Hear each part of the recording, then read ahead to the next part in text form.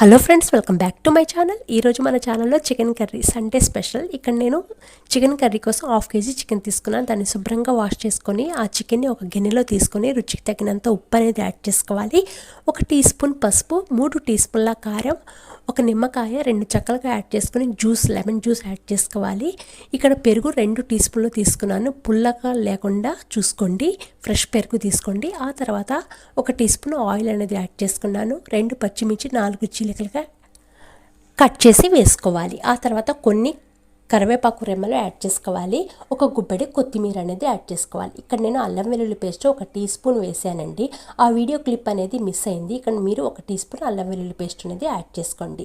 ఈ మొత్తాన్ని మనం ఈ ముక్కలకి పట్టే విధంగా కలుపుకొని మూత పెట్టి ఒక అర్ధగంట అనేది మనం పక్కన పెట్టుకుందాం. ఆ లోపు ఇంకా మనము చికెన్ గ్రేవీ కోసం ఇక్కడ స్టవ్ ఆన్ చేసి ముందుగా బాండి పెట్టి బాండి వేడిన తర్వాత మంటని మీడియం ఫ్లేమ్లో పెట్టుకొని 1 టీ స్పూన్ ధనియాలు అనేది యాడ్ చేసుకోవాలి.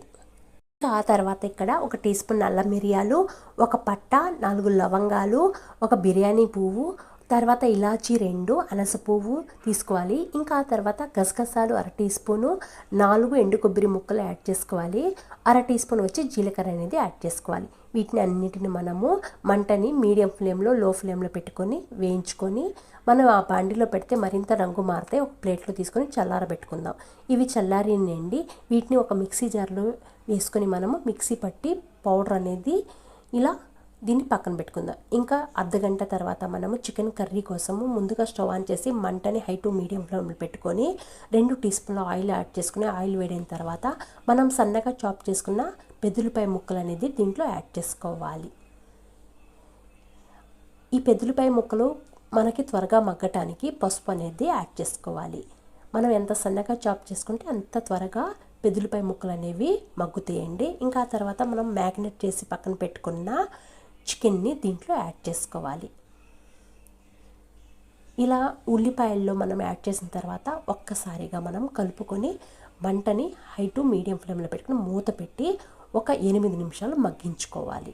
ఇలా 8 నిమిషాల తర్వాత మనం పౌడర్ చేసి పక్కన పెట్టుకున్న ఆ పౌడర్ అనేది దీంట్లోని యాడ్ చేసుకొని ఈ పౌడర్ మొత్తం ముక్కలకి పట్టే విధంగా ఒక్కసారిగా ఇలా కలుపుకుందాం. ఇంకా ఇలా కలుపుకున్న తర్వాత మనము మూత పెట్టి ఒక 5 నిమిషాలు అనేది ఉడికించుకుందాం. 5 నిమిషాల తర్వాత 1/2 గ్లాసు వాటర్ అనేది యాడ్ చేసుకోవాలి. ఈ వాటర్ కూడా మనం ఒక్కసారిగా కలుపుకోవాలండి.